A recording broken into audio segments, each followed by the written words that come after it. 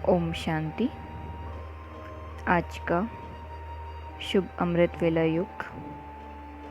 आत्मस्मृति ही परमात्मा स्मृति का आधार है।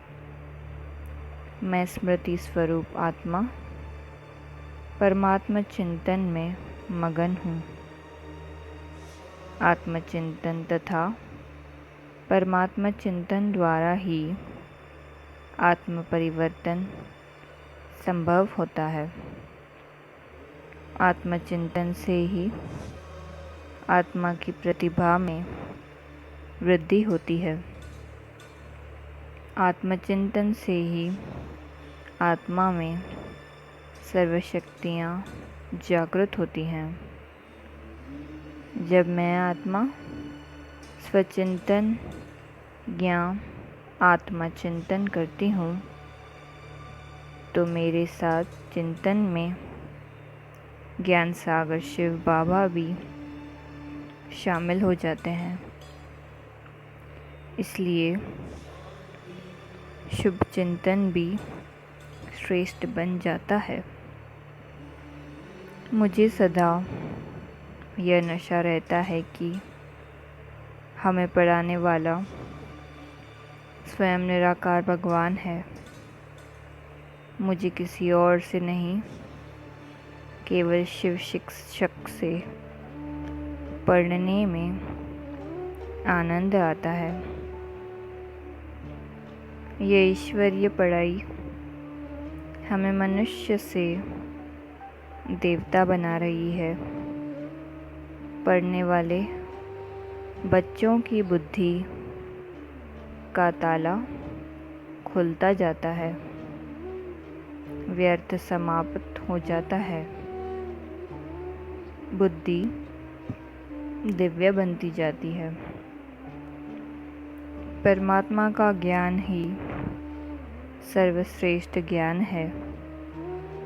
मैं आत्मा परमात्मा चिंतन के आनंद में खोई हुई हूँ। परमात्म संग और समीपता का बल और सुख का अनुभव हो रहा है। बिना स्वदर्शन स्वचिंतन तथा स्वाध्ययन के आत्मा की उन्नति संभव ही नहीं है। शिव बाबा ने आज मुझे यह वरदान दिया है। मीठे बच्चे अटेंशन और अभ्यास के संस्कार द्वारा स्व और सर्व की सेवा में सफलता मूर्त भव। अपने चेहरे को ऐसा चलता फिरता म्यूजियम बनाओ जिसमें बिंदु बाबा दिखाई दे।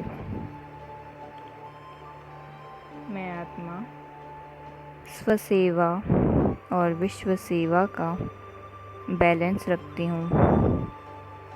मैं स्वसेवा और औरों की सेवा साथ साथ करती हूँ।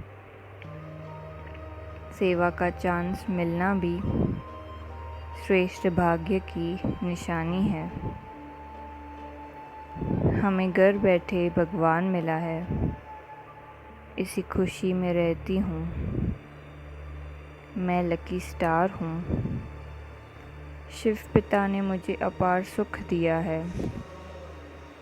मैं भी सबको सुख देने का पुरुषार्थ कर रही हूँ। औरों को भी आपसमान बनाने की सेवा कर रही हूँ। मैं आत्मा शिव पिता परमात्मा की दिल से आभारी हूँ। आज का स्वमान, मैं युक्ति युक्त जीवन मुक्त आत्मा हूँ। इस ब्राह्मण जीवन की विशेषता है ही रूहानियत। रूहानियत की शक्ति से ही स्वयं को व सर्व को परिवर्तन कर सकते हो।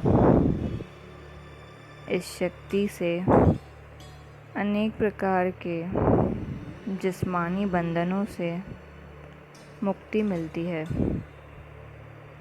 लेकिन युक्त बन हर कर्म में लूज होने के बजाय रूहानी शक्ति को यूज़ करो। मनसा वाचा और कर्मणा तीनों में साथ साथ रूहानियत की शक्ति का अनुभव हो। जो तीनों में युक्त है वो ही जीवन मुक्त है। ओम शांति।